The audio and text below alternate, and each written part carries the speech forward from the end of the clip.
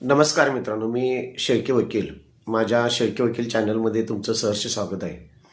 मित्रांनो, ज्यावेळी एकत्र कुटुंब पद्धती असते आणि त्या एकत्र कुटुंब पद्धतीमध्ये अनेक सहहिस्सेदार असतात, त्यावेळी एखाद्या सहहिस्सेदारानं किंवा एकत्र कुटुंब पद्धतीतील एखाद्या व्यक्तीनं किंवा सदस्यानं जर मिळकतीतील माझ्या वाटणीला भाग येणार आहे किंवा माझ्या वाटणीला ह्यातला हिस्सा येणार आहे म्हणून त्याचा जर वापर एकट्यानं जर सुरू केलेला असेल आणि इतर सदस्यांचा किंवा इतर सहहिस्सेदारांची जर परवानगी घेतलेली नसेल, तर अशा व्यक्तीला सदरचा हिस्सा सेपरेट आपल्यासाठी वापरता येत नाही. त्यासाठी त्या सदस्यानं जर त्याला व्यवसाय करायचा असेल किंवा स्वतः वापरायचा असेल तर इतर सदस्यांची परवानगी घेणं हे क्रम प्राप्त आहे, अशी कायदेशीर तरतूद करण्यात आलेली आहे.